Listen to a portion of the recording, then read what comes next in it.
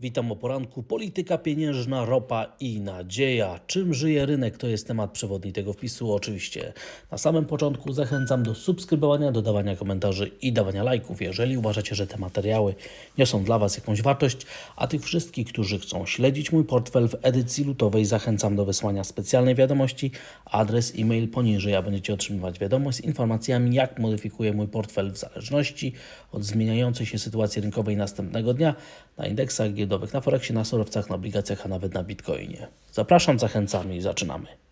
Polityka pieniężna, ropa i nadzieja. Czym żyje rynek? Zaczynamy od decyzji australijskiego banku centralnego w sprawie stóp procentowych.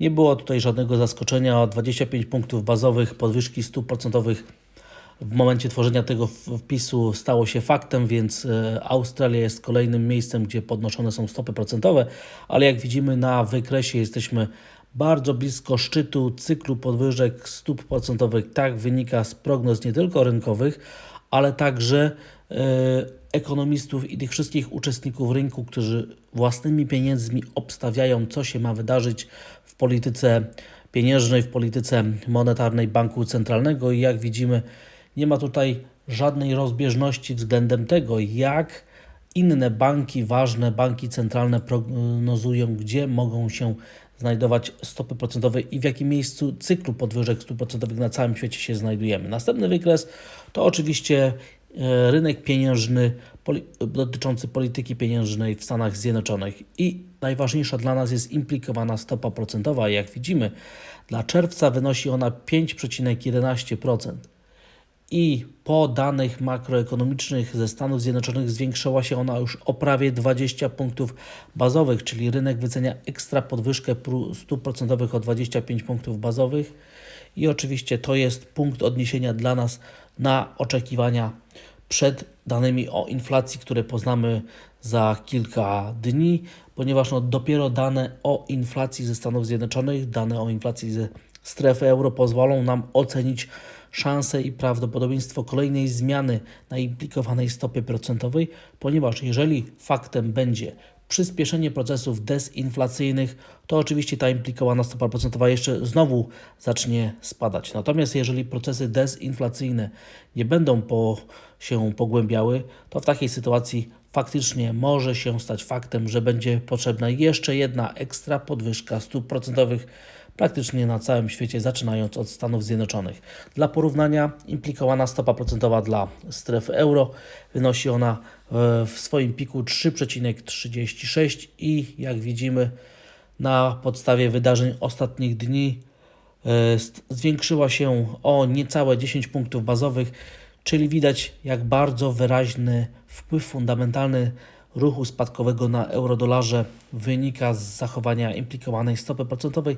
Dla Stanów Zjednoczonych wynosi ona nieco ponad 20 punktów bazowych, dla strefy euro niecałe 10 punktów bazowych, czyli naprawdę zwiększa się i to wyraźnie presja na rzecz amerykańskiej waluty, a trochę zmniejszyła się dla europejskiej waluty, stąd też bardzo wyraźne spadki euro-dolara. I dla porównania także implikowana stopa procentowa dla Wielkiej Brytanii na poziomie 4,31 to jest miejsce, które przez rynek jest teraz wskazywane jako szczyt cyklu podwyżek stóp procentowych i ten szczyt ma być osiągnięty w czerwcu.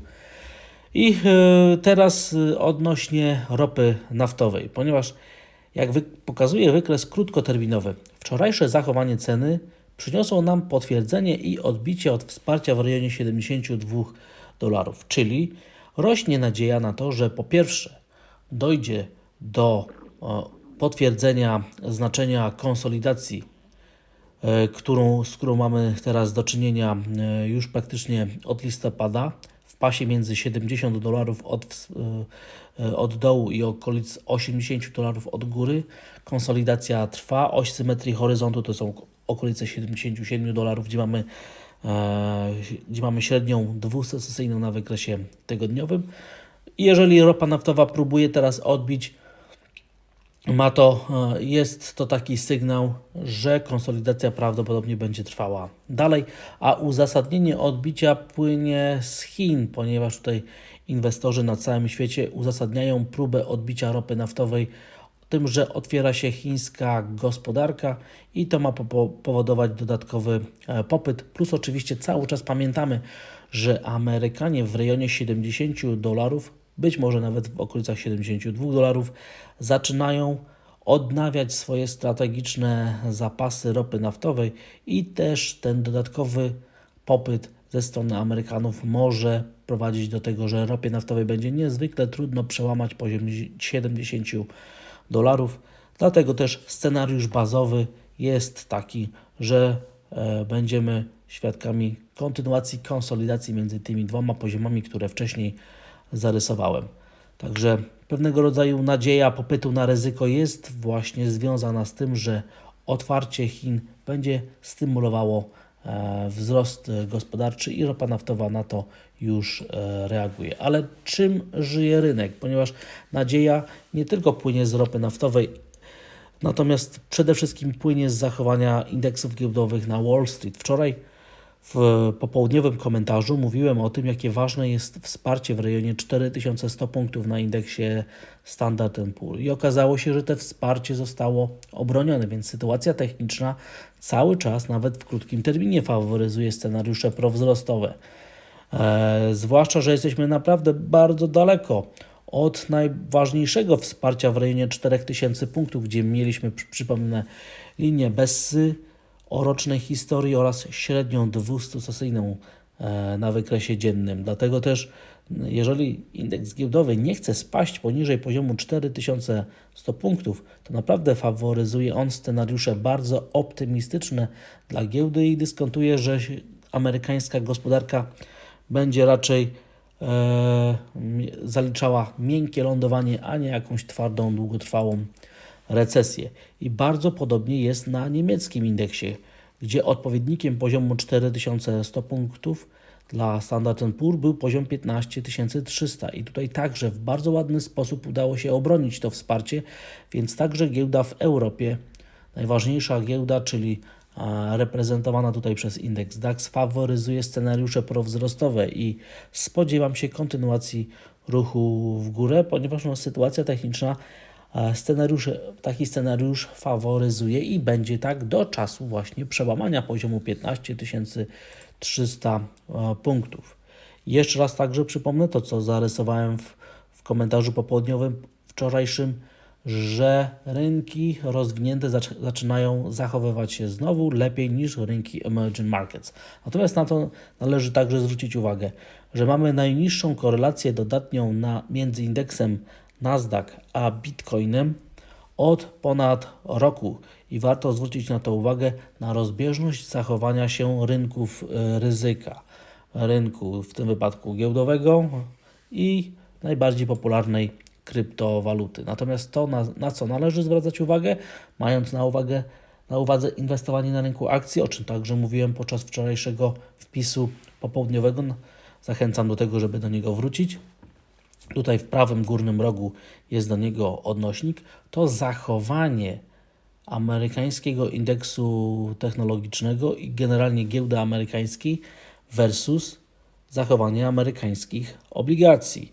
Jeżeli rentowności idą w górę, to jest bardzo duże prawdopodobieństwo, że giełdy będą spadały i odwrotnie. Jeżeli rentowności spadają, to jest duża szansa na to, że indeksy giełdowe pójdą w górę. Ta korelacja jest bardzo duża, od bardzo wielu dekad nie było tak wysokiej, silnej korelacji i powiązania, dlatego też jeżeli inwestujemy na rynku akcyjnym, obserwujmy równolegle zachowanie rentowności amerykańskich obligacji, a wczoraj wyszliśmy nad poziom 3,60%.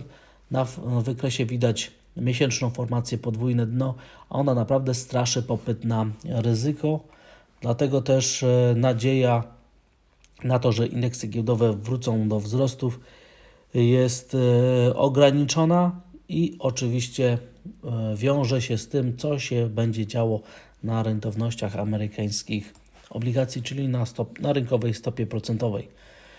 Optymizm także płynie z Bitcoina, ponieważ nie udaje się cały czas nawet zbliżyć do wsparcia $22 300 widocznego na wykresie. No i do czasu utrzymania nad tym poziomem oczywiście scenariusze prowzrostowe są faworyzowane. No i popyt na ryzyko ma nadzieję właśnie, że zachowanie analizy międzyrynkowej nie jest jednoznaczne i część z rynków cały czas wskazuje, że popyt na ryzyko może atakować. Euro-dolar wczoraj pogłębił spadek poniżej poziomu 1,08 i w tym wypadku te scenariusze prospadkowe, proamerykański dolar są faworyzowane w krótkim terminie.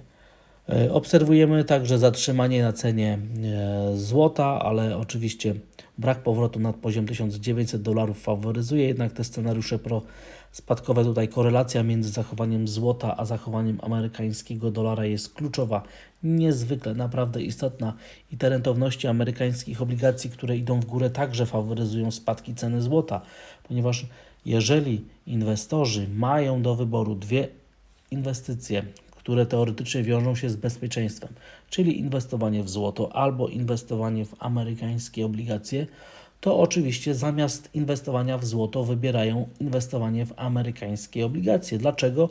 Ponieważ złoto nie płaci odsetek, a amerykańskie obligacje płacą odsetki i właśnie jest to główny powód, dlaczego na rosnących rentownościach amerykańskich obligacji spada cena złota.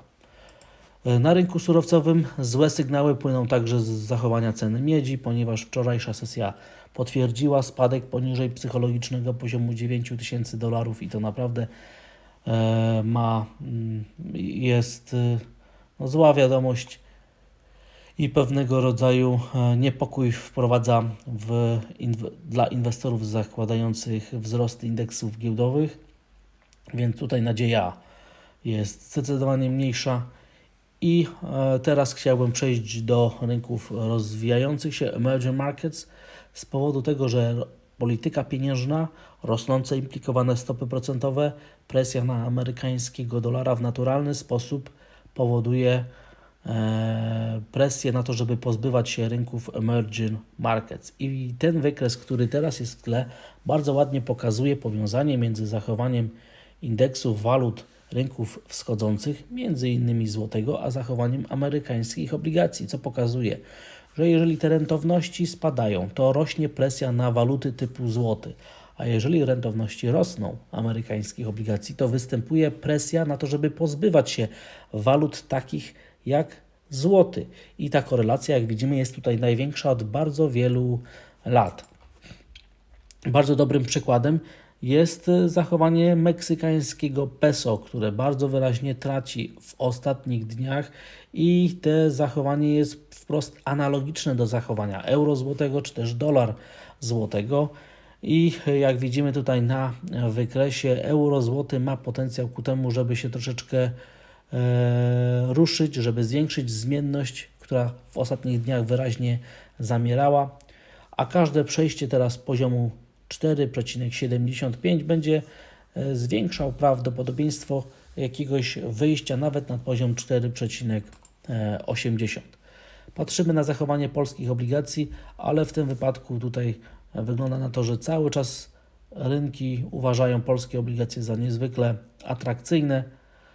A jaki jest główny powód? Oczywiście dezinflacja i to dopiero procesy dezinflacyjne, ich przyspieszenie albo spowolnienie będzie mogło wywołać impuls na rynku obligacji. I to jest moim zdaniem główny powód, dlaczego teraz spodziewajmy się następnych ruchów i w którym one będą kierunku na polskich obligacjach oraz na obligacjach na całym świecie.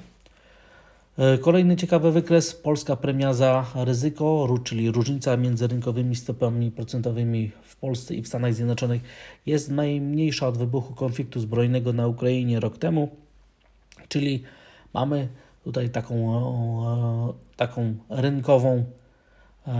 rynkowe wskazanie dotyczące tego, że atrakcyjność inwestowania tutaj w naszym kraju jest duże i że rynek zmniejsza swoje obawy co do tego, co się dzieje za wschodnią polską granicą. To jest oczywiście bardzo dobra wiadomość dla wszystkich polskich aktywów. No i na koniec rynek akcyjny. Jak widzimy, dzisiejsza sesja w Chinach przynosi lekkie odreagowanie, ale nie byliśmy w stanie zamknąć nawet luk, które powstały w ostatnich dniach. Dlatego też Być może warszawska giełda dzisiaj rozpocznie od lekkiej luki wzrostowej, od próby wywołania wzrostów, ale moim zdaniem to, że zachowują się tak różnego rodzaju aktywa, zwłaszcza amerykański dolar, raczej faworyzuje tutaj scenariusze prokorekcyjne, prospadkowe w krótkim terminie, a nie te prowzrostowe. Tak wynika także z wykresów i możliwość odwrócenia trendu widzę dopiero kiedy poznamy dane o inflacji, które będą mogły znowu nam zmienić perspektywę dla polityki pieniężnej, które pozwolą nam także określić, czy ropa naftowa pójdzie w górę, czy też raczej pójdzie w dół i czy będzie dalsza nadzieja na kontynuację popytu na ryzyko w skali globalnej, który obserwujemy od indeksów giełdowych aż po kryptowaluty. Dlatego też bądźmy bardzo, bardzo uważnie, obserwujmy teraz te powiązania, które są niezwykle istotne. Dziękuję za odsłuchanie tego materiału. Zachęcam do subskrybowania, dodawania komentarzy i dawania lajków. Jeżeli uważacie, że te materiały niosą dla Was jakąś wartość i oczywiście tych wszystkich, którzy chcą śledzić mój portfel w edycji lutowej, zachęcam do wysłania specjalnej wiadomości. Adres e-mail poniżej, a będziecie otrzymywać wiadomość z informacjami, jak modyfikuję mój portfel w zależności od zmieniającej się sytuacji rynkowej następnego dnia na indeksach giełdowych, na Forexie, na surowcach, na obligacjach, a nawet na Bitcoinie. Zapraszam, zachęcam, życzę dzisiaj stopy zwrotu i pięknego dnia. Pozdrawiam.